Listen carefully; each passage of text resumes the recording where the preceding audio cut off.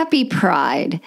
I'm so excited to present this series for the whole month of June, where we highlight 4 amazing people in the LGBT community.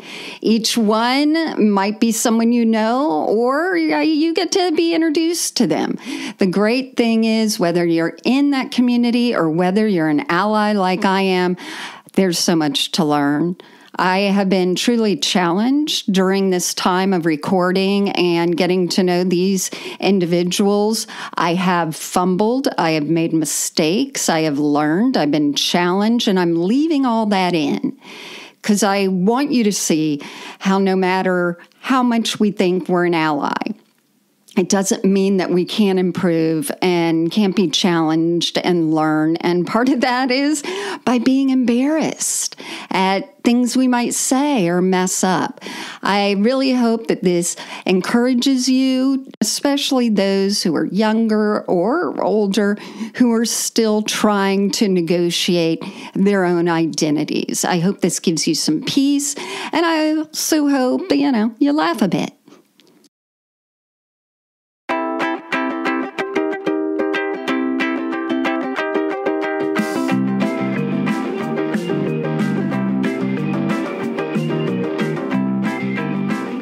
Hey, this is Deconversion Therapy Podcast, and it's Pride Month. Happy Pride to everyone. We're recording this at the beginning of the month, but today I have with me April and Beecher. And if you don't recognize April, I don't know where you've been, and I feel like I know Beecher because he shows up in her videos. Did you catch that, dear reader? Yeah, that's Karen misgendering Beecher in the first 30 seconds. That's why it's learning time. And I'm a little taken aback because Beecher is looking at me like they've never seen me. And I'm like, listen, we know each other. I've seen you. So we're deep. Anyway, would you all like to introduce yourselves? Sure. I'm April, otherwise known as April LaJoy on the interwebs. And I make silly content, like ex-evangelical type videos online. Yeah. And my name is Beecher, also known as April LaJoy's spouse. I am a non-binary filmmaker and professor at the University of Kentucky. Awesome.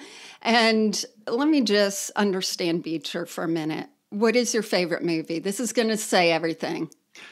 So my favorite movie I saw when I was in 7th grade. I was just flipping through the channels, and I started watching this movie on TBS, and it was called The Shawshank Redemption. And It was just absolutely mind-blowing by the end. And I was like, wow, I want to make movies. So that was kind of the seminal movie that I saw that just blew my mind. And so it continues to still be my favorite. And it's probably the movie I've seen the most as well. Yeah.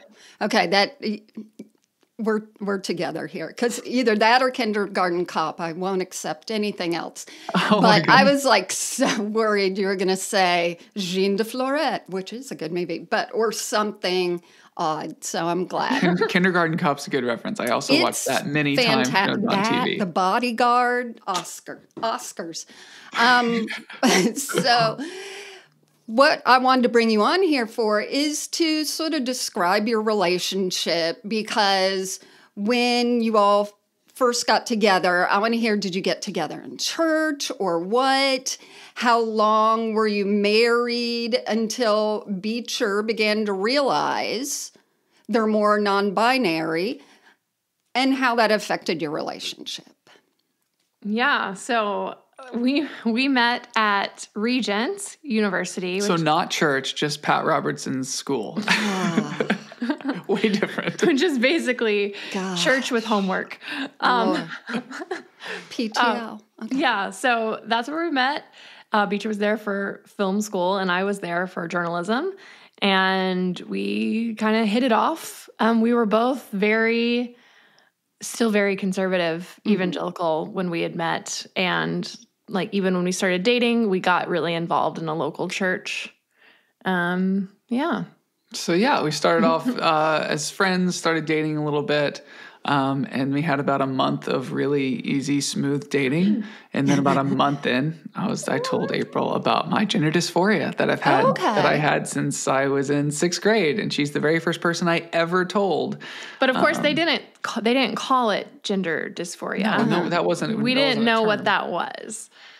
Yeah, so I just said, I've had a lot of thoughts. I put on my sister's clothes in 6th grade, and I think about maybe, I don't know if I'm supposed to be a girl or a guy. I don't know. I just have a lot of confusion. And then April was like, well, have you done anything? And I was like, not since 6th grade when I put on my sister's clothes, because I had going through that time in middle school, I'd really clung to purity culture in the evangelical movement. Mm-hmm. And so I had done everything I needed to do. I'd stayed completely pure for her, and I had never looked at pornography, and I never explored my body in any way. I was very much no, I've not done anything. And she was like, well, those are just thoughts then, and everybody has thoughts, everyone has temptations.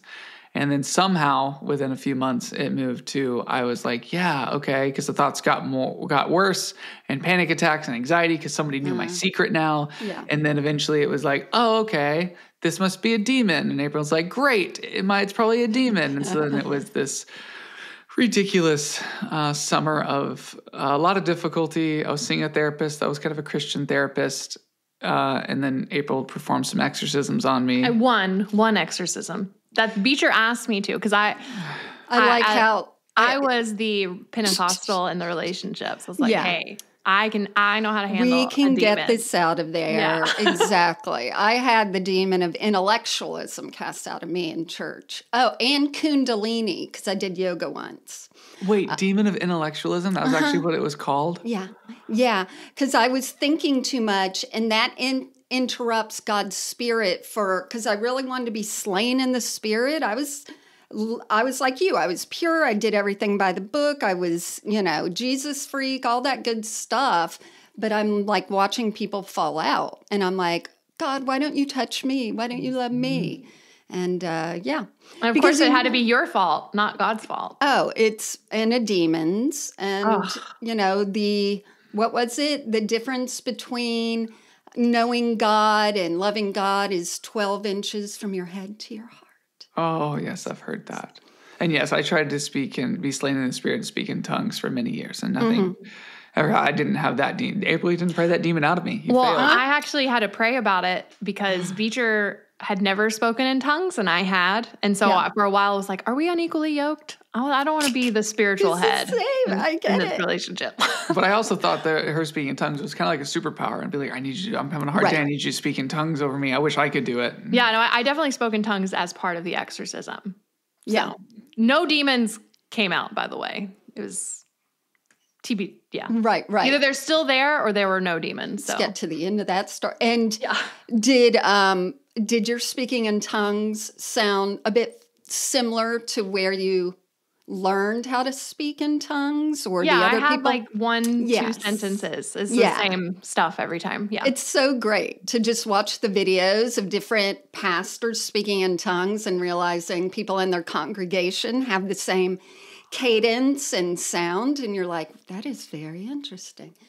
I was the gay man magnet, and so was my co-host, and she's not here, but anyone who had feelings that they weren't right at our church would pull us aside, would become our friends.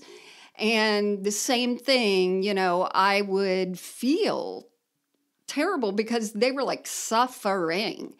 And I'd pray with them. And, I didn't go as far as casting out demons, April, but I wasn't in a relationship with them, but I really felt, Southern Baptist, I really felt terrible for what they were going through. And I think it wasn't until after I was married and I was working with someone, my best friend ended up being a wonderful lesbian woman in a partnership. Her partner hated me, but she said, do you not think I don't stay up and cry every night asking God why he did this to me?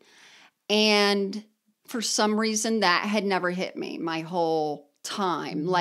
There was this idea that people who had different anything really, different religion, different belief system, that they just didn't care about God. Mm. We didn't know that they were suffering, trying to serve God and be good. Did you go through a lot of that, Beecher? Yes. Yeah. I mean, I prayed a lot middle school, high school, college. And I think the three things that I prayed the most were, God, I don't know what's wrong with me. Please fix me. God, please don't let me be alone. I was very afraid of that. That was a big, big fear. And then the other one was, sorry that I'm not praying all the time. Sorry, I'm not praying more. Enough. I think if I was praying enough, then you maybe would have fixed me. I know this is my fault. The reason you haven't fixed me is my fault, not your fault. It was this really messed up, difficult logic that I just dealt with every single day for about 20 years, really from the age of 10 to 30. Right. And were you all in the name it and claim it type of, so you walk around saying, I am a straight white man of the patriarchy, trying to make sure you said all the right things and walk in the opposite spirit? Did you all have that upbringing? Yes. Yep. April had a little bit more than me, but I had gotten into it in college and then in grad school. Obviously, Pat Robertson's university is kind of along those lines too. Oh, so, there were definitely times that it was like April would pray for me or I'd be praying and she'd be like, now do you feel better? I'm like, kind of for now. She's like, well, then you're healed. Just claim it. And I'd be like, yeah, but this is like 5 years into doing this and it comes back. And she's like, no, you just got to and there was a little bit of, okay, I'll claim it. But at a certain point, after you've claimed it with so much faith over and over and over again, it's hard to keep doing that process. Right. And April, when you said you felt you were unequally yoked, I might have laughed because I went through that too. And I mean, it's so insane. The church used to interpret that as Black people marrying white people. And then once that law got passed, they're like, what else? What else? So it just sort of changed into everything else. But I thought when my husband was deconstructing faster than I was, the same thing, unequally yoked. So did you think you guys would have to split or what? Oddly enough, the idea of us breaking up never really crossed my mind. I was kind of determined, no, I can fix Beecher. Beecher, it's all a matter of praying more and reading scripture more. And, I just, at that point, still just really believed that whatever Beecher's issues were would be fixed because that was what went with my ideology at the time. Mm-hmm. The idea that God would just let Beecher continue struggling with their gender identity didn't make sense. Why would God give that to Beecher and not take it away if that was not God's will?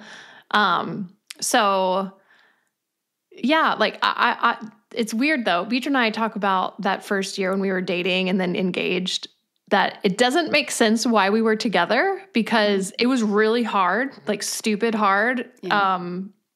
I don't know why we made it work, but we just felt like God's called us to be together and we can overcome. We were also really in love. I mean, April's the first person I really, really fell in love with.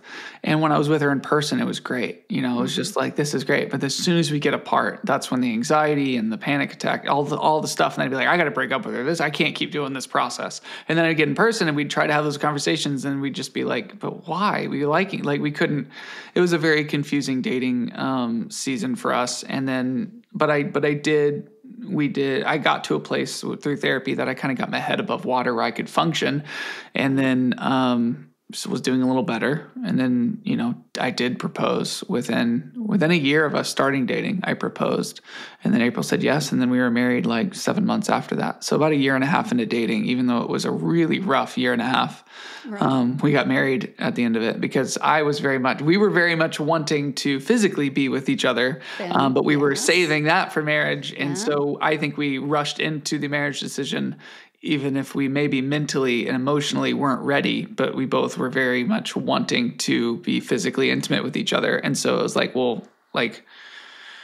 Yeah, like I can't keep just dating you. I'm too much in love with you. We have to get married. Even Right. though looking back, I definitely think Don't let your bit, passions burn. I think taking a little bit more time to wrap our heads around a few things probably would have been a little easier. I will say too, I was 26 when we got married, which is like ancient in Christianity. Like all my friends had been married already, and I was like, I'm never going to be married. I've been single forever. So there was that too. I was 24, so not quite there, but I was the one that was very much wanting to get married so we could procreate. Yes, procreate. Do what the Bible says. I just did an interview with Holy Ghosting and talked about my husband and my relationship. And there's so many parallels with April I haven't even told her about, like how similar we are. But when my husband, I met him on the mission field. He's Australian. So if we even wanted to kiss, we're going to get married. But we felt the same. God wanted us together. Do. When we had the difficulties and I thought I'd have to divorce him, what kept us together was the ideals of the church and not divorcing. Mm-hmm. And I feel if I didn't have those, we would have divorced. Although now, I'm like, oh, all those ideals are stupid. But it was what kept us going, never divorce, and getting through like the difficult times. When you said, you were bringing things from the church into the marriage, were you thinking like, one, you already said you're going to help cure Beecher, but also the whole thing of we're special because God is going to use this as a great testimony, or all that this was, you're nodding. Yeah. We told ourselves all the narratives. I mean, this was... we even said too, like divorce is not in our vocabulary. That's right. Yeah. There was, I got married when I was 24. When I was 30, I finally started seeing a therapist that specialized in gender identity. So it was 6 years of a really difficult time. And we told ourselves every narrative you could think of. When the demon thing didn't work, we're like, well, maybe it's just an addiction to like women's clothes, or maybe it's this is what God's going to use as a testimony when you are healed, or all the things. And we told. And I will say that when I look back, I think divorce was maybe mentioned one time in our whole dating around the gender identity issue, but it was quickly like, I'm sorry, that was said, and we didn't really talk about it seriously at all after that. But I will say the one thing that was there, and I would say maybe I got this from the church, is every time I would do anything, I would feel so guilty that I would immediately tell April about it. So I did a lot of things wrong. April would probably admit to saying she handled a lot of things wrong and made our lives pretty difficult. But the one thing that was there is we were very honest and we told each other everything. I wasn't doing anything behind April's back. I would say, I'm having a really difficult day. I feel like I might be like, I'm really drawn to getting your clothes, like trying some of your clothes, because we are the same height and the same waist size. So, it was like I married someone that I can wear her clothes. And I would say I'm having a hard day, and then she'd get home and I'd be like, yeah, I put on one of your dresses and I'm really sorry. And she'd be like, well, thanks for telling me. It's okay. And then try not to do it again. So over time it kind of eased up as far as the amount of guilt, but it was still enough. And I felt like I should tell her every time. So I would say that's kind of the saving grace, is that while there were definitely issues, there weren't trust issues. And I think from my friends that kind of went on the gender journey in a committed relationship, the thing I've kind of seen, and this isn't all the time, is that the ones that oftentimes can't work are the ones where one of the spouses was doing something for 5, 6, 7 years and then said, by the way, right. And then, that's because it's a trust thing. It's not just the gender thing. It's also a trust. So. Right. So when Beecher came out a few years ago, it wasn't a surprise. Like I knew they were on a search already. Right. The hard part when we were first married was that neither of us really had anybody to talk to, because we were both, Beecher was working full time at a church. I think I had eventually started working at CBN, Pat Robertson again. 700 Club. Yeah. So there was just no space for this issue. Like, we didn't even have the language for what it was. Exactly. And anytime if I did confide in a friend that was from, a small group or a church, because that was all of our friends, it would just be like, oh, this is dangerous. It sounds like demonic activity. And so we just kind of got to the point where we stopped talking about it at church. We went to all the church marriage conferences and events. And every time we went, we just left feeling more isolated and weird because they were like, wives do this and husbands do this. And even outside of Beecher's gender identity, I never really felt like I fit in a typical like woman domesticated box. Yeah. And so I never wanted to, necessarily follow my own gender roles. And so it was a lot of back and forth of like, are we just weird? And I remember like too, I think I even said this to Beecher too. It was like, why can't you just have a normal problem like being addicted to porn like every other husband out there? Yep. And it's interesting because it's very rare that you don't hide some of the things you are doing, and it builds up, as you know. But it's also very rare that you both felt like you didn't fit.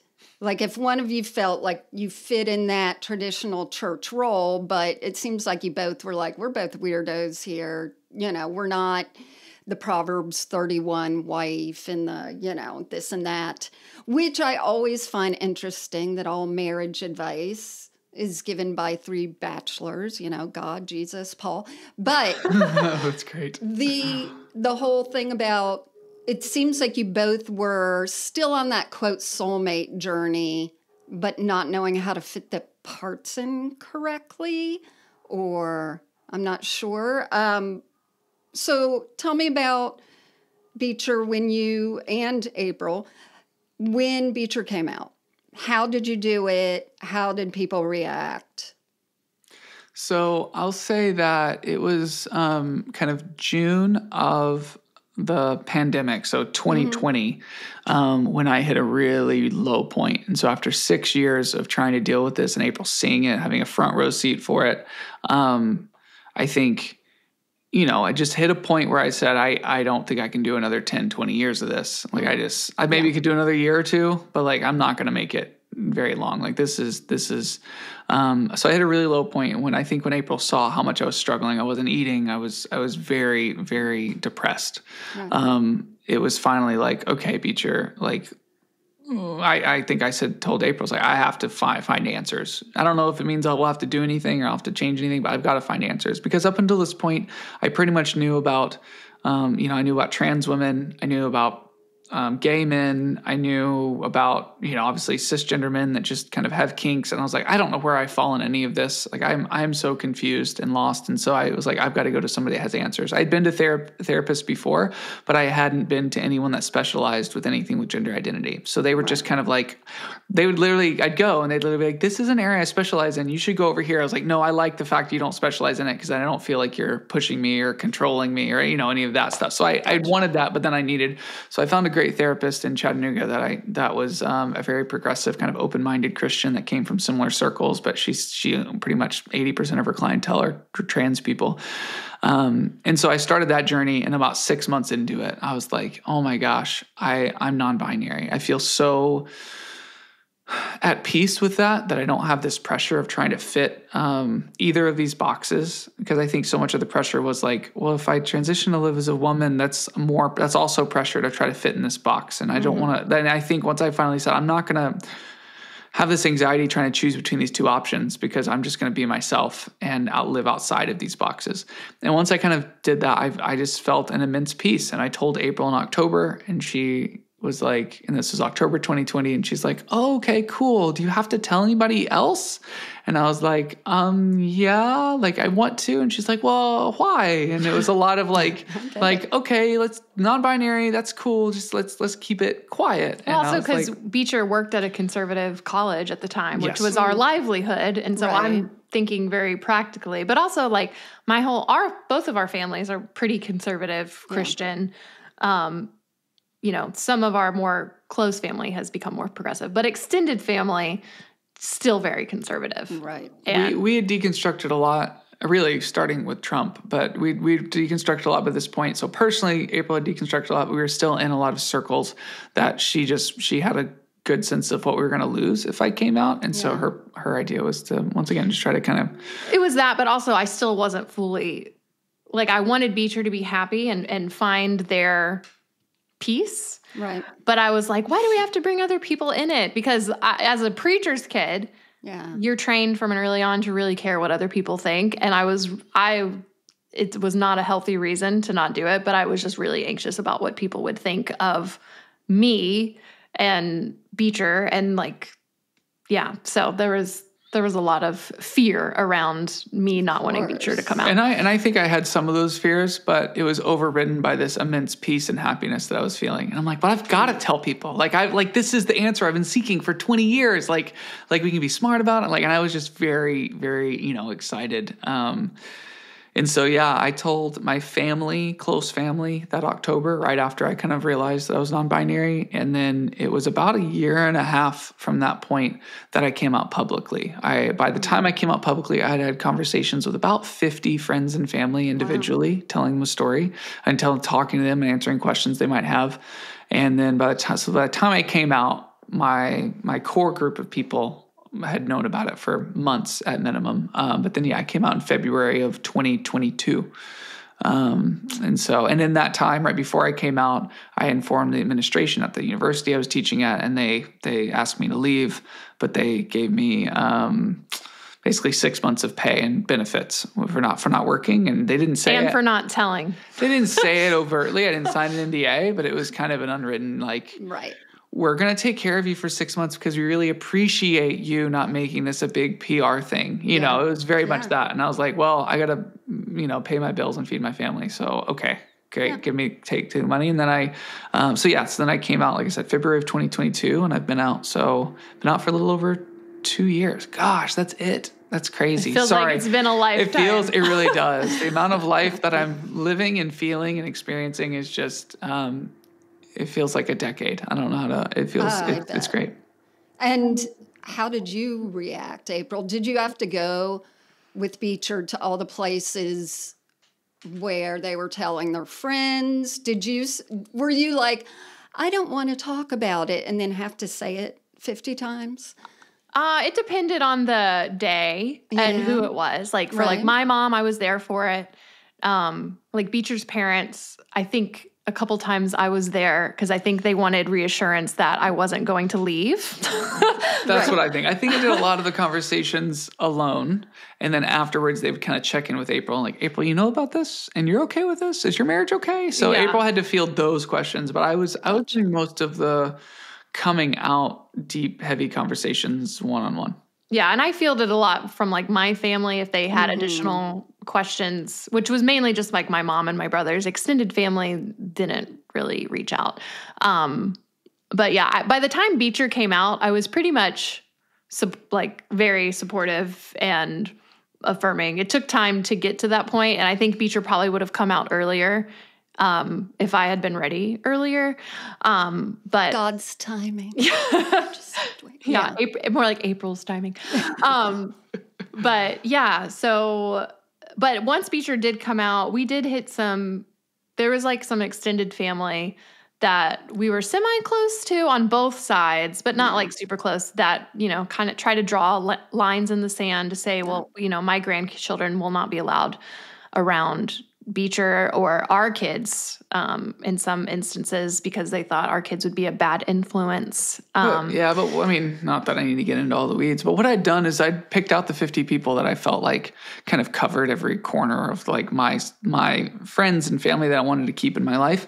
And so it was really just the next kind of extension that had a really hard time with it. People that don't have personal relationships with, that I didn't sit down and talk to for an hour. They just see an announcement video and they're like, what?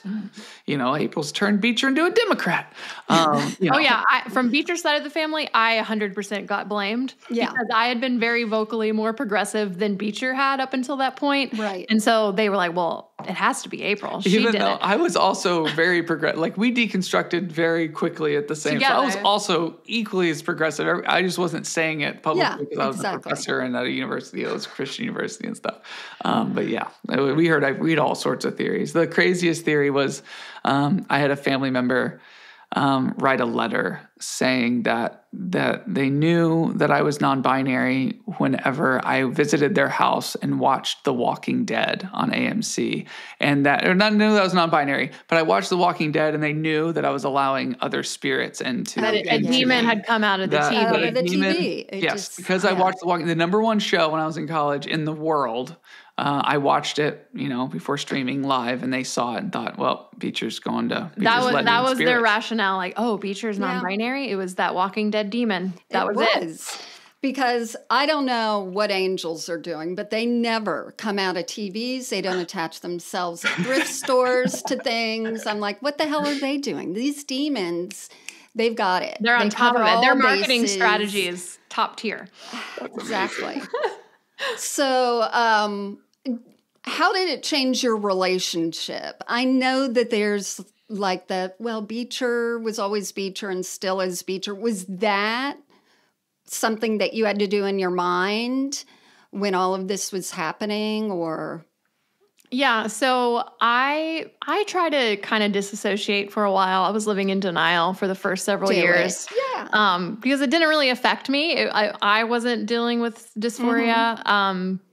And as long as Beecher was kind of playing the part of my good Christian husband, I didn't it just didn't affect me as much. And Beecher kind of kept a lot more inside early on. I mean, you would tell me. Well, it would be like, there would be weeks that I wouldn't feel dysphoric and it'd be fine. And then I would have really, really difficult, 3-day stretch. I'd finally break. I'd finally do something. April would come home. I'd tell her about it. It'd be a 5-minute conversation. So I might be dealing with it for 3 full days. Right. April knows about it, but is dealing with it for 10 minutes. Yeah. And so she's like, oh, okay, well, glad you're better. Move on. And that was, so it was, it was a little easier. But the turning point, I guess, the part that changed was I was really holding on to Beecher being like my male husband for a while. I was just like, no, this can be fixed, until Beecher got to this really, really dark place. And I realized, okay, Beecher may not live much longer if they don't change. And so I had agreed to go to therapy, which Beecher had been trying to get me to go for a while. And I just didn't. I had 2 little children at home. I had a million excuses. Regardless, I just didn't do it. And so finally I was like, you know what? I want to go to therapy too. Because also parallel with this was our sex life was fine. But I had a lot of scars from purity culture, which is a whole other topic. And so we kind of used sex as a Band-Aid of like, oh, look, we're having sex, so we're doing our good Christian duty. We're fine. We're having sex a normal amount. But it wasn't like amazing by any means. I didn't have an orgasm until I was 32. Like, maybe that's TMI, but at that point, before I'd gone to therapy, I had never had one. And I kind of bought into the idea that female pleasure wasn't really a thing. It really mattered that Beecher was being pleased and I was doing that part fine.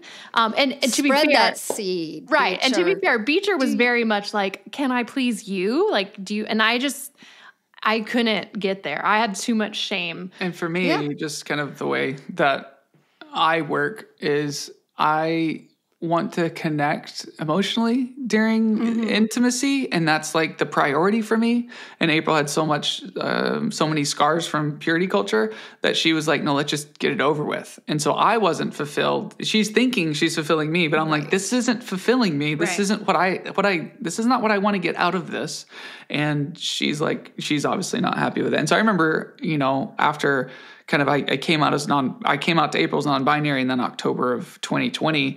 And I think it was like January or February that April's like, I just don't know. I don't know if I can be attracted to, I'm worried that I can't be attracted to you, and that if you start presenting more feminine publicly and even around the house, that it'll mess up our sex life. And that was, I think, a moment that I was just like, are you happy with our sex life? Because we're six years into this. And she was like, no. And I'm like, well, I'm not happy with it. So like, what is there to ruin? Right. Let's figure out like how we can make this work as our real selves. And that's when April was like, okay, I'm going to go and see if I can be attracted. She could be attracted to me and see if she could, you know, get to a place where she could enjoy intimacy. Right. And which was why I initially went. Like Beecher's gender identity was kind of that was like the next problem. But for me, like my root was like, I gotta undo this purity culture. I literally found a therapist and I was like, I want to have an orgasm and I need to like, I need to figure out a way to get out of my head so that I don't feel shame every time I have sex.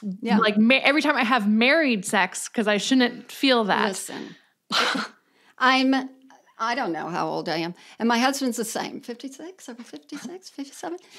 Still. We talk about how messed up we were from purity culture and like you're just unpacking it all the time. And we're going to be talking about that next month. But when people go through that and then you add on the extra quote shame of what Beecher is going through, like I can imagine how messed up it is, and your vagina probably just closing up. You know, you're just sort of like, how do we get beyond this? Did that therapist help you both to connect better with sex? Yeah. No, it definitely worked for me. I realized, because I also have assault like in my past too. So there was a lot working against me. But yeah, she recommended reading this book called Come As You Are by Emily Nagoski, I think, game changer. And then just like, I mean, it was a process and it took me like loving myself a few times before it actually worked, because Beecher was kind of a deterrent for a while. Not their fault. Right. Just any person. Any person. Right. And even me initially, I couldn't even do it with just me the first several times because shame. But yeah, eventually worked at it. Highly recommend a vibrator if women are struggling out there with that. And yeah, fully working now. And so fully operational. Operational. That's the next video. Deconversion. That's the thing, like even having an orgasm and then going like, okay, Beecher, I'm going to like your physical countenance and letting them see you have an orgasm. There's even shame in that. Like I remember just the shame of, you know, it's fucking ridiculous. It's crazy.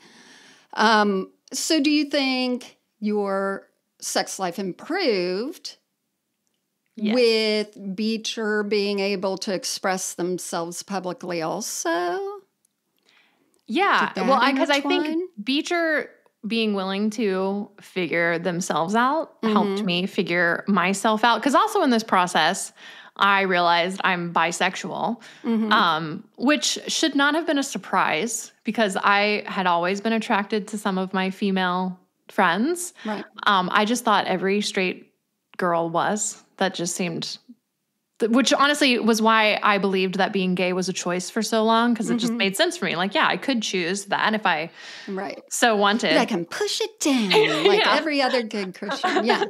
Right. So, but yeah, I mean, our sex life definitely improved since like Beecher gave me the freedom to be myself, because when I saw Beecher kind of shoving themselves in a closet, or the church doing it really, it kind of also encouraged me to do the same with myself. It was like, well, if Beecher's doing that, I can do that too. And I can just not have a satisfying sex life because I don't need it. I don't need that. I can just go without. But then seeing Beecher find fulfillment and being their authentic self was really inspiring for me to do the same. And so, yeah, I think when you have two authentic people being authentic with each other, it only improves intimacy. Yeah, and as we've all kind of mentioned, I think, you know, we have a sex life that we're very open and honest about what we want and how we're feeling. And that just makes for a really vulnerable and beautiful and emotional connection that just wasn't there, because for so long, April was dealing with shame from purity culture. I was dealing with shame from, this feminine side of me that I'd stuffed down. And so we just, we're just ourselves now. And it's, in general, not just in intimacy, but in general, the best way I say my life before I came out and the life now that I'm fully myself is just like, I feel like for 20 years I was living below ground. Like I was seeing life and I was seeing everything through a window, but I wasn't feeling it. I wasn't experiencing it. And then when I came out, it's just like I'm above ground. And I look back and think, how in the world did I last 20 years down there? Like the idea of going back down there for a day is like, anxiety inducing. And it's just like, wow, how in the, so it spreads to everything. And I think, it took work for April and myself. I went to roughly 10 years of therapy. April went for a couple years, and we really had to dig in and work through difficult things. And, well, why are we doing this? And why am I trying to fit this mold? Why are you trying to fit this? And it took work, but I think that's one reason that we were able to make it. And our marriage is doing so well as we both put in a lot of work. Yeah. And let me emphasize to the people listening, you all are also in the South. And it is a different layer that my friends up north and other places seriously can't wrap their minds around about how exclusive this, Southern Christianity is to people that don't fit exactly in that. And it can damage your careers, relationship, your kids. We went through a really hard time raising our kids in the South for a bit, but now they're cool. But all of that layered on top of it, that's a really rough road that you both went through. And it's very rare you came out together. And I like our listeners to hear that. We have young listeners who message and just don't know what to do. They're still at home, and I'm just like, man, come on 18, so they can leave. But this does give people hope. Tell me, I'm going to ask some stupid questions. All right. Beecher's like, I'm ready. Okay. For people. So what you said about, you didn't have the language for non-binary. Right. And, when April and I were together last month or so, and there was another, my age person there, we were talking about how even bisexuality was not part of our culture, our understanding. There was gay or straight. That's it. And the gay guy did not go to prom. That's all we remember. So it was not something where we could even think, I wonder if I am. And you wonder, would I be differently if I had that kind of openness? Or not openness, but just knowledge. It's so different for different generations to understand some of the things. And it's going to be very interesting when you all start seeing a younger generation saying things that you're like, what the fuck? You just are like, where's this? What's happening? But I think for people my age and people who just are leaving the church now, they don't understand a lot of the precepts. And one, that you can have different than straight sexuality and be monogamous. Is this true? I have heard this. Yes. Yeah, absolutely. Okay. But do you also not abuse children? Because I've heard that. Yeah, we also do not do that. Yeah. Yeah, no, don't do that. All right. So I guess it is a choice, is what you're saying. No, these are things that now get revealed so much, but those were the things, especially with older people. And with the non-binary, the they, them, man, as someone, with an English degree, I'm like, that's plural. It's very hard. And I want to know, what does it mean? Does it mean you feel both or you feel neither? Because our generation and older are very label focused. We don't understand things without being able to see a pattern and with saying, are you a Christian? Are you not a Christian? Are you straight? So how would you explain non-binary? Okay, yeah, great question. So I'll go back to a little bit of our story. There was a stretch there in our marriage where before I finally started seeing that therapist that helped me understand myself, where I was doing green light nights. And that was something that we would call when there'd be a night about once every 5 or 6 weeks when I would get to just do my makeup and wear a dress and shave and even wear like breast forms. And I would oftentimes like Zoom with like an affirming friend. It was in the pandemic, so we were pretty much like, and so this was a way that we kind of did to keep my, desires at bay. Cause I'd be like, well, I have my green light night coming up. So there'd be days I'd be like, oh, when green light night would hit, I'd be like, I'm feeling so feminine. And I would just go like all feminine. And I would use, I went by the name Brie when I was doing that. So I would like go back and forth. There are days in April would be like, how are you feeling today? I'm like very masculine. And I'd like grow I had like facial hair sometimes and like, and it was this very much pendulum because I'd seen what men represent as, and I'd seen what women represent as. And so then it was almost like, I'm going to stay over here until the dam breaks. And I'm going to swing all the way over here. And I've got to let this feminine part out of me. But what's happened over time is the more that I've got to just express myself is that the line is really blurred between what's masculine and what's feminine. And you start to see whenever, like right now this is technically a women's top and I'm wearing men's shorts and I have a little bit of makeup on, and so you start to go like, wait a minute, well, I want to put on this nail polish, but this is kind of a more masculine color. Is this masculine or feminine? And then I think I just started to realize like, this is so subjective. Right. And I'm trying to put words to how I'm feeling.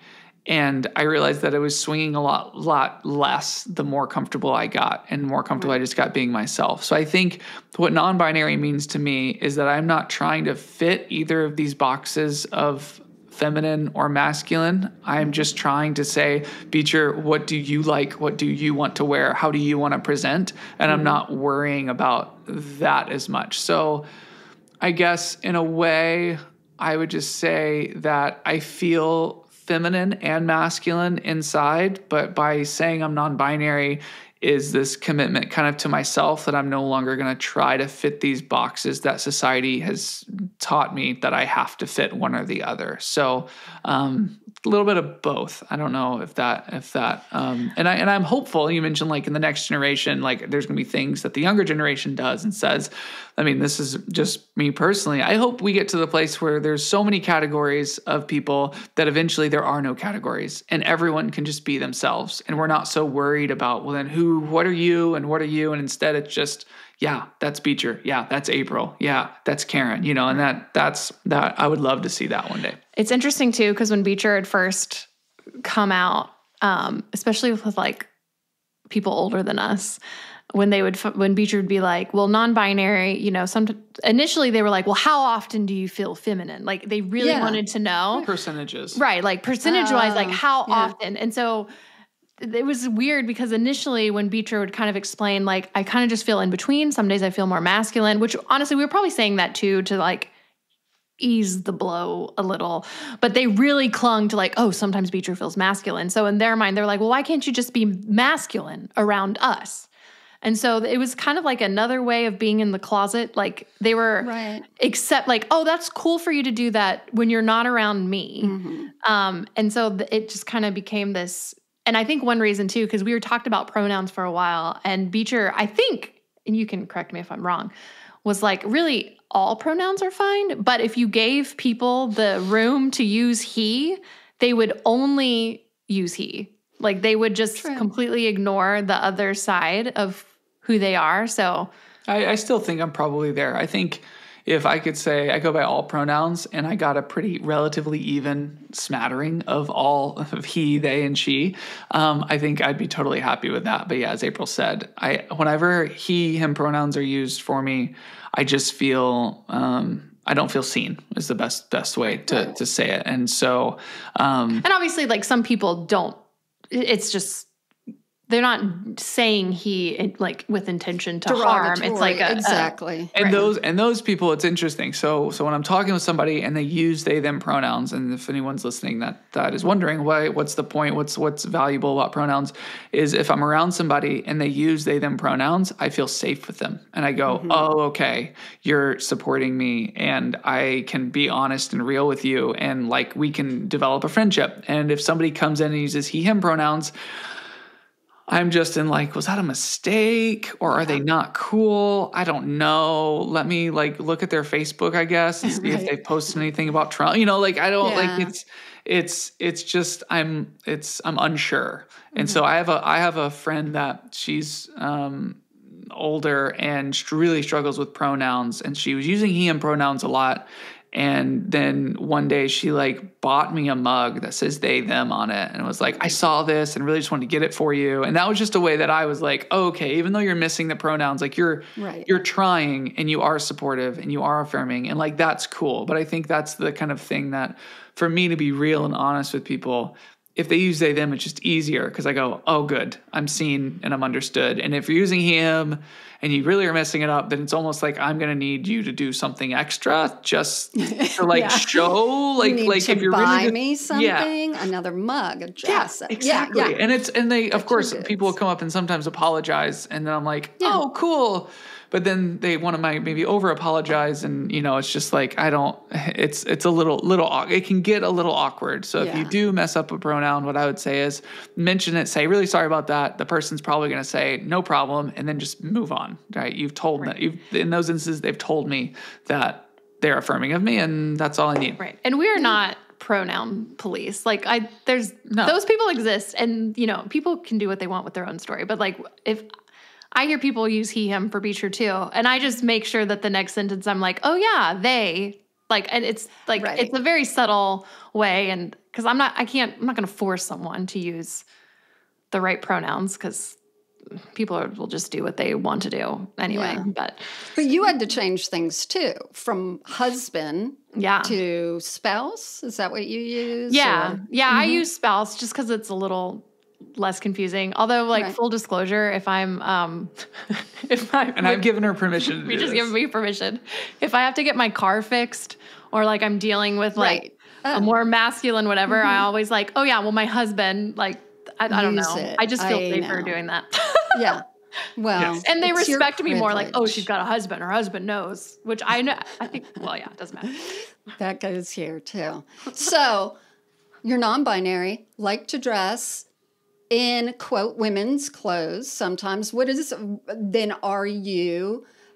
difference between you and someone who does drag or is a drag queen, just had Flamey Grant on? What would be the difference? Yeah, great question. So once again, I'll just say this that I should have prefaced earlier. The way I kind of say it is when you talk to a trans person or a non-binary person, everybody's story is different and they're going to have different things. But from my understanding of drag and drag culture is they're doing it for performance, where I am presenting just the way that I want to present and how I want to be perceived by the world. And I mean, for most of my being a kid, they'd say, what power would you want if you were a superhero? And I always picked invisibility because I'm not doing this to be seen necessarily. I don't want to stand out. I just want to be myself and nobody throw rocks at me. So it's not a performance. It's a, that's kind of what I'd say. I just, I like to present how I like to present. And I've always been drawn to this. And this is when I look at myself in the mirror, I feel really happy when I see myself, looking more feminine.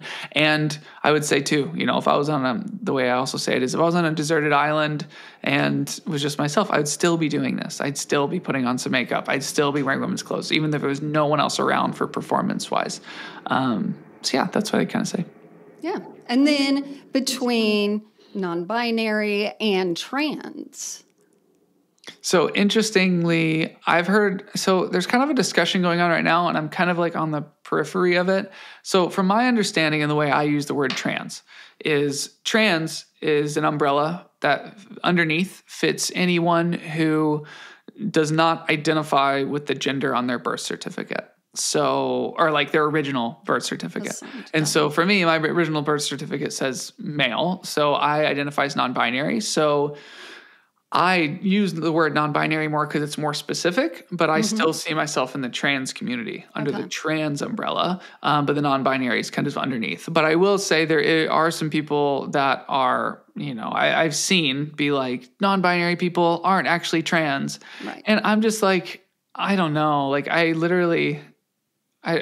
know. I just get over the exclusionary labels in any regard with anyone.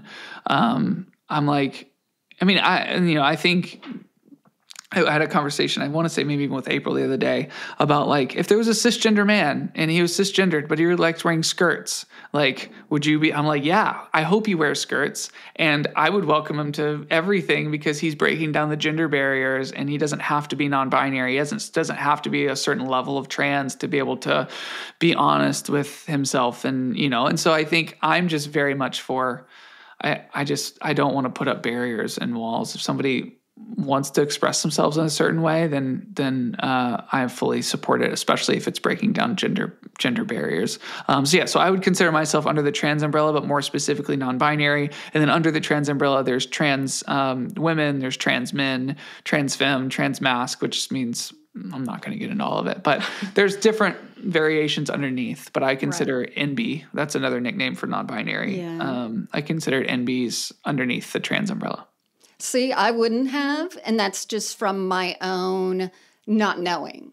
I would have thought, trans is actually when there's some kind of, medical choice intervention or something. I will say, interestingly, too, I know a lot of non-binary people who are making medical choices to transition, and they're on hormones and they're considering surgeries, but they don't identify as a trans woman at all, just non-binary. So even in that too also gets really tricky if you put it in the realm of, well, if they're medically doing something, because a lot of states now are passing laws that make it very difficult to medically do something. So now you're putting barriers on. I feel like it's very similar to the bisexual discourse too. Right. Where people say like, well, are you really queer? I'm getting to you. Yeah, exactly. It's kind of similar. Yeah, that's a big thing. When I did work with just everyone was gay in Greensboro, North Carolina. If you don't know, that is the San Francisco of the country. But a different lesbian friend there. No, sorry, she was bisexual. They were like, no, you're not, because you've never been with a woman. And there was that whole thing. And so I'm going to come at April and be like, how do you know you're bisexual, April? You don't have to tell me any past things. But do you feel that, how can you express bisexuality when you are married to someone? Well, okay. Right. Now it's complicated because Beecher is more feminine. I know. I'm like, wait. And then talking about intimacy, once again, we're not going to go into details, but we've had experiences that, never mind. Thank you. I have we're like, X-rated podcast. How far are we going in? So I don't know how to explain being bisexual, just like I don't know how to explain being straight, or how to explain being attracted to men. Like I was always attracted to men. And I've always been attracted to women also, but I wasn't socially allowed to be attracted to women. I also I don't have to tell you a past experience, but I did kiss my best friend in college, and repented for that. Obviously, it was one of the first things I confessed to Beecher. Heathen. Just kidding. Yeah, that's what I probably said at the time. Yeah, no, you were she very taken aback. The demons into the relationship. Leaked onto me. Yeah, yeah. I mean, I think my bi awakening was probably watching Aladdin when Jasmine comes out in the red outfit. Okay. At the end when she's like, Jafar's got it. It doesn't matter. No, in hindsight, I'm like, oh yeah, I was definitely attracted to this person and that person. And I was feeling things that were more than that. But at the time, you just write it off as, oh, this is just normal. Everyone must feel these things. Yeah. And I would say the few times in my life that I've had sex dreams, most of them have been with women, not with men, and they were hot. And it's funny, before she went to therapy to kind of figure out her sexuality, I was like, well, April, I know you don't know if you can be attracted to me in femme, but like you should see if you're bi, because like that would make our lives a lot easier if you could find this attractive. And I have a hunch, like you told me about your dreams, you told me about that experience, but like I really think you should kind of figure that out and explore that. And you were like, okay. And you and then it was just like, it seems so obvious now, because my therapist was like, well, April, do you find women attractive? And I was like, yeah. She's like, okay, well, you're bi. I was like, no. I'll tell you what I am. Yeah. So it was like, once it clicked, I was like, it clicked. And then I told my mom, I was like, just like casually over coffee. It wasn't like I didn't mean to come out. I was just like, oh yeah, I'm bisexual. And she was like, oh, what? She had already known about Beecher. But it was just like a nonchalant, like non-issue for me. Once I realized, it was like, oh yeah, this makes sense. So I don't know really how to explain it. I will say I struggle though with like being a part of the queer community, because I still I feel like my role is still more ally than like, because I've never been discriminated against for being queer, other than like my own like suppression that we all have from growing up in the church, but I was repressing other things as well.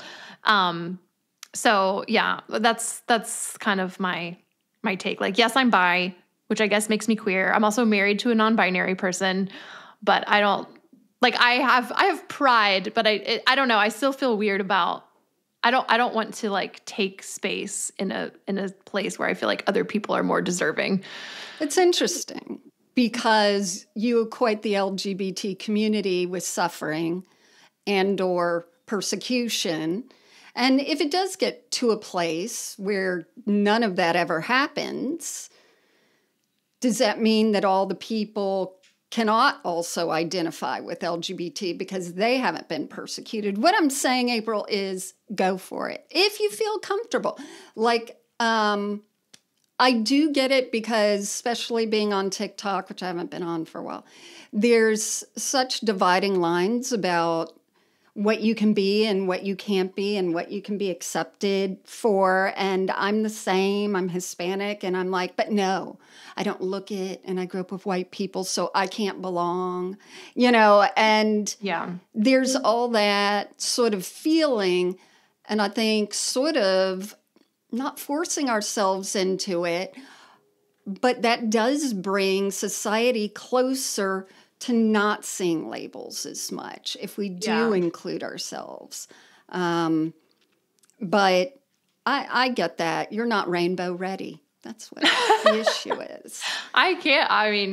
Sure, I could be rainbow ready. Like, I'm not ashamed of being bi by any means. I will tell people, but to me it's like, it's not the most interesting thing about me. I think you're at the place where you tell it in like podcast form, when you can explain it and give context and give a story, not in like 30-second TikTok form. Right. Well, and there's always like the police too, like, oh, you're bi? Who have you slept with? And it's like, it's kind of like when I talk about Christianity, people are like, you're not a real Christian. How can you be you were never a real Christian, like, and then you have to like prove how Christian you were, which anytime you have to prove like a piece of who you are, it's kind of like dehumanizing in a weird way. Like, yeah. And I mean, as you said, Karen, especially like with LGBTQ, I just feel like I'm welcoming anyone that wants to join in this fold, because it's going to make the most impact and the most difference.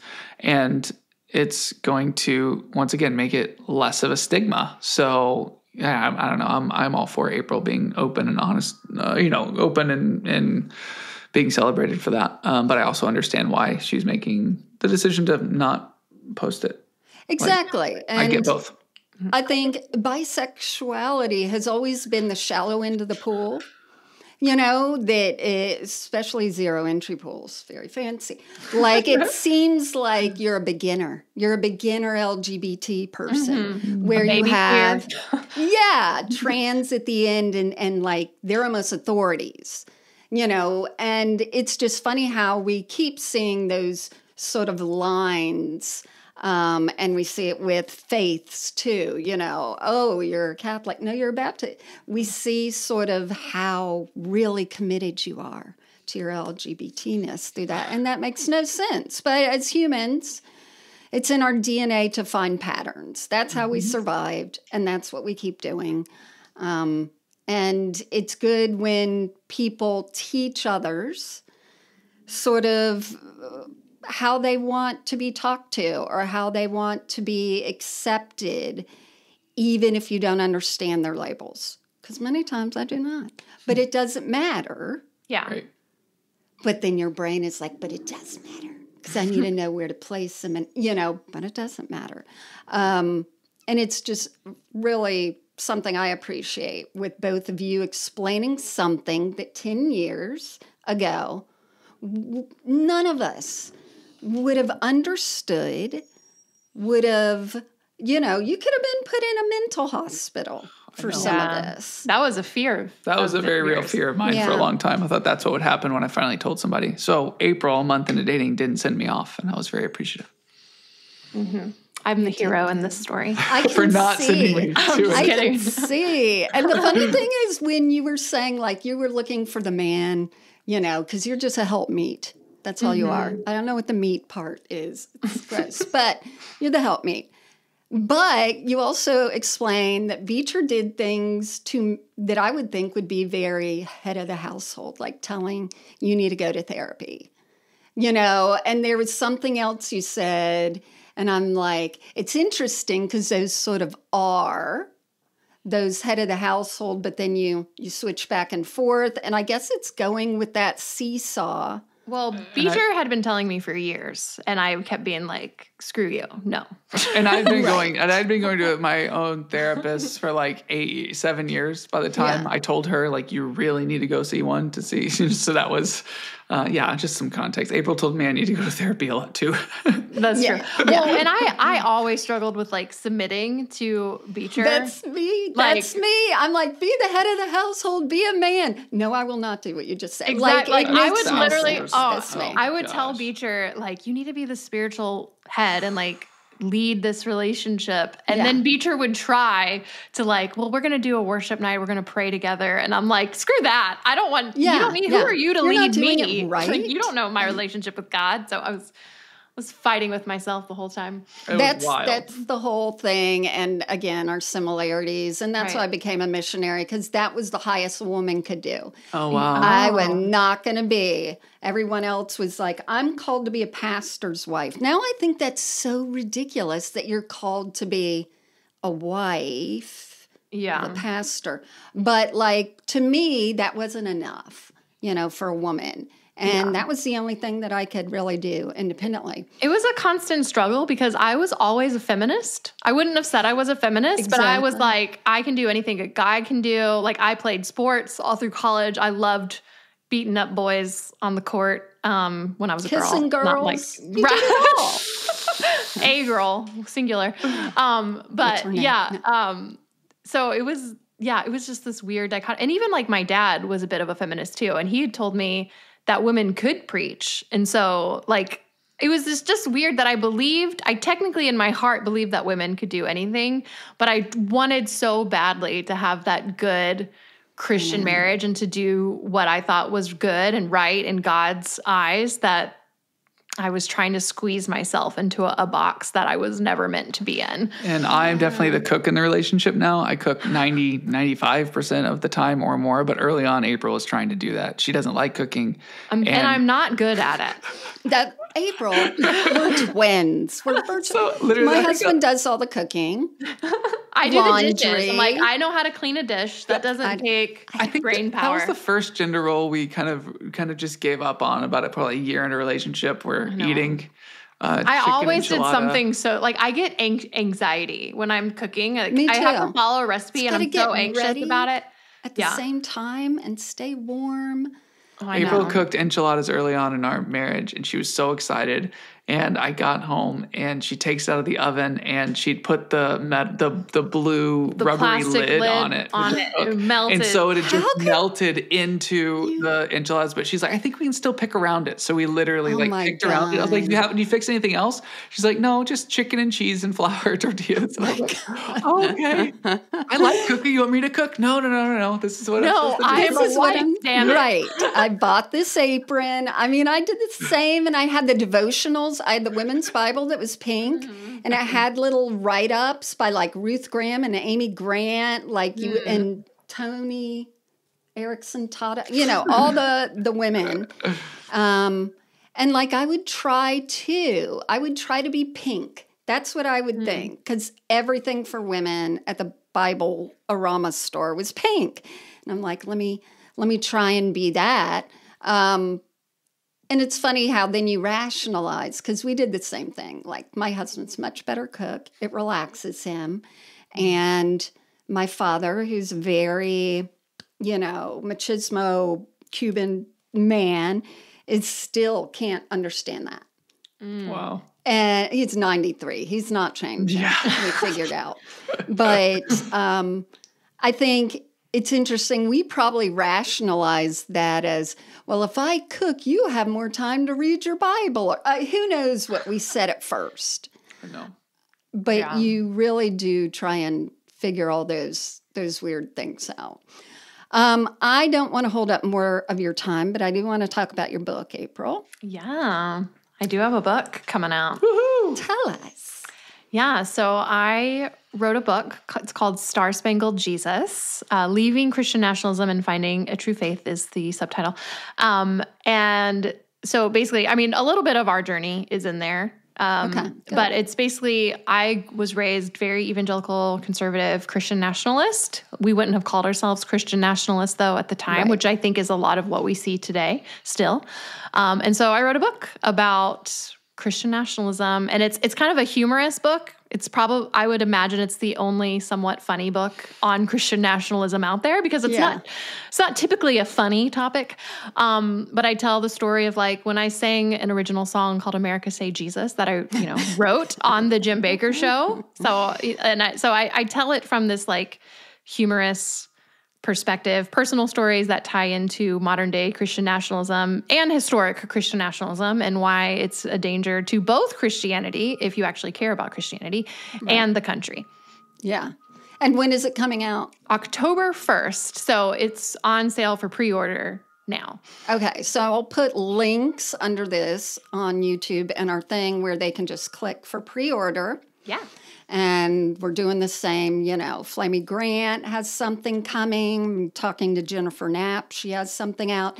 And I'll just make it easier for people to do a one little click. And Beecher, what do you have happening? Anything fun? Anything interesting? So I'm working on a couple feature screenplays, and am starting kind of early pre-production for a short film. So my creative space is filmmaking. So that's kind of the world that I'm in. I do have some movies that are out that I've made previously that people can watch. One of them is called The Good People of Orphan Ridge, which you can watch on Amazon Prime or Tubi. That's a feature film. And then all of my short films you can pretty much see on my website, beecher.media. So, yeah. Okay. I'll put that too.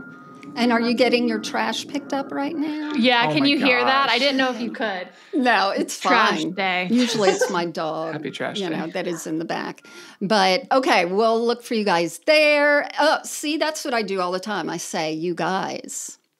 I was going to say that at the beginning, that is the go-to for Gen X. I know. I still say that one too. I'm trying not to. I try to say y'all more, but I do you too. guys dies hard. Yeah. Guys. That's tough. And we would say it to a whole bunch of women, Right. We would just always say. Which I think. It's not. I don't think you guys is a big deal. There was a time that I was in a therapy session with 11 other trans femme people, and the person leading it was like, "All right, you guys, I'll be right back." And it was just that was the only time it's ever been said. That was that was weird. I think if you're saying it to a group of if it's a mixed gendered group, it doesn't feel problematic. But I don't know. just in case, I just say y'all. I just embrace the whole trying Southern to thing. say I'm y'all. like, the downside of living in the South is that we live in the South. The positive is we can use y'all and nobody bat an eye because it's pretty much True. used all the time. True. Oh, I wanted to ask one last question because I have it here.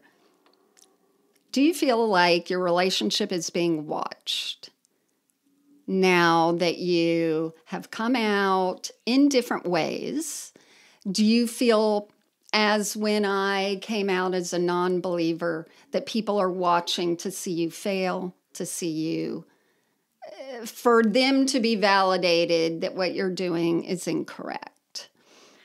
I think that way more with family that are still conservative. Right. Like when we go to family events, we've literally talked about it too. And I think we've had family members that are encouraging us that are like cheering for us, be like, hey, just be really happy around these people. or like, show them that you're just normal. Right. I think, and we've talked Show them that you're doing well because they have some doubts about your life choices, but we know you're happy. And I'm like, I am happy. But at this wedding, when you're talking to all these people, you need to like make sure you like show your happiness. And I'd be like, I know this is coming from a good place when you're saying this, but yeah, it definitely makes get-togethers and family functions a little less exciting because you're like, I got to put on a little bit of a show. We've talked about how, like in the church, it would be like we have to go into like, a bar or a group of atheists and be a good witness and act really happy so that they want the Jesus we have. And now it kind of still feels like that when we go around our Christian family. Just be like, look, we can be a witness for the queer community. It really does. It's not hard to turn that back on. Like we were trained. Oh, okay. I know. And I mean, I feel that everywhere, that people are watching. And when you have a couple who's sort of being watched for something in different circles or whatever, it's interesting because it doesn't limit it, but you all will go through marriage things that have nothing to do. Right. Or everything to do with different identities and expressions. But people will use that as, oh, look. And I know that they definitely do that if I'm having a bad day. People will just be like, well, because you don't have the joy of the Lord. Oh, you're like, right. If a Christian, like a strong conservative Christian has a bad day, it's because they're doing such good work that Satan is attacking them. That's right. Absolutely. That's why Will Smith hit, that goes in my mind because Will Smith was being attacked by the devil when he hit Chris Rock. Oh my gosh. Yeah. So I just always think of those and go, how I just want to shake people, but I won't against violence. Thank you guys for coming again. And I really appreciate it. You're welcome back anytime. Yeah. Thanks for having us. We'll have to hang out in person again sometime. Yeah. Come on down because my daughter is home and she babysits. Ooh. Yeah. She That'd be loves fun. it. Thank you so much for having us. This was great. And happy Pride Month to everyone. Happy Pride. See ya. Thank you, guys.